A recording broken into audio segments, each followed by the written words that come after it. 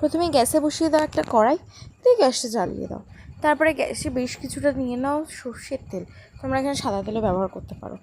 তারপরে দিয়ে দাও আদা কুচি, লঙ্কা কুচি, দিয়ে একটুখানি এটা ভাজা ভাজা হয়ে গেলে তার মধ্যে দিয়ে দাও সুজি।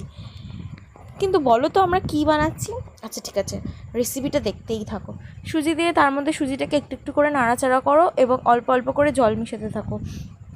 জল মিশাতে মিশাতে এটা যেন টাইট ডো হয়ে যায় সেটা দেখবে, এবং এক পর্যায়ে এর মধ্যে কিছুটা নুন এবং কিছুটা চিলি ফ্লেক্স দিয়ে দেবে আর টেস্টের জন্য দিয়ে ভালো করে নাড়িয়ে চাড়িয়ে নেবে। নিয়ে ততক্ষণ কিন্তু গ্যাসটা খুব হাই ফ্লেমে রাখবে না, মিডিয়াম টু লোতে রাখবে। নিয়ে নাড়িয়ে চাড়িয়ে দেখবে ডোটা টাইট হয়ে গেছে, তখন গ্যাসটা বন্ধ করে দাও। এরপরে একটুখানি ডোটা ঠান্ডা হয়ে গেলে এর মধ্যে কর্নফ্লাওয়ার দিয়ে দেবে, দিয়ে ভালো করে ডোটাকে মুষ্টে মুষ্টে মেখে নেবে। মাখাটা কিন্তু সুন্দর হওয়া যায়, তবেই কিন্তু খেতে ভালো হবে।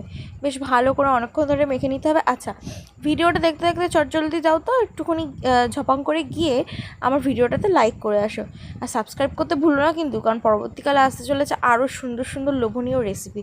আর কমেন্ট করে জানাও যে তোমরা কী রেসিপি দেখতে চাইছো। আর বলো তো এটা আমার কত নম্বর রেসিপি হলো 30 চ্যালেঞ্জের মধ্যে।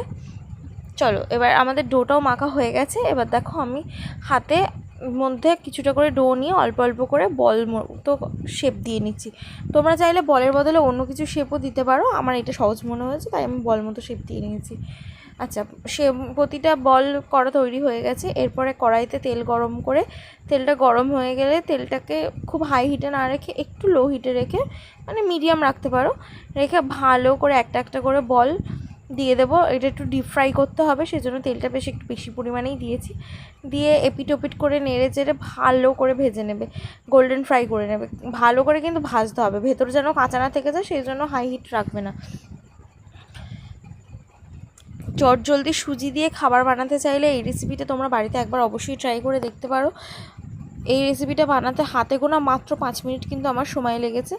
এটা তোমরা সকালের ব্রেকফাস্টে খেতে পারো বা সন্ধ্যের টিফিনে খেতে পারো, বা বাড়িতে কোনো অতিথি আসলে তাদেরকেও দিতে পারো। বেশ মুখরোচক এবং নতুনত্ব রেসিপি। দেখো, কথা বলতে বলতে কিন্তু আমার বলসগুলো ভাজা হয়ে গেছে। ভাজা হওয়ার পর একটা প্লেটে তুলে নিয়েছি। প্লেটে আমি মাখাতে পারছিলাম না বলে একটা পাত্রে ট্রান্সফার করে নিয়েছি। নিয়ে এতে অল্প একটু ওপর থেকে বিট লবণ এবং একটু চাট মশলা দিয়ে ভালো করে মিশিয়ে নিয়েছি। মেশানোর পরে গরম গরম সার্ভ করেছি। এখানে সসের সাথে তোমরা সার্ভ করবে গরম গরম, দেখবে সবার মুখে এক মুহূর্তে হাসি ফুটে উঠবে। আচ্ছা, রেসিপিটি তোমাদের কেমন লাগলো অবশ্যই কিন্তু আমাকে কমেন্ট করে জানিও।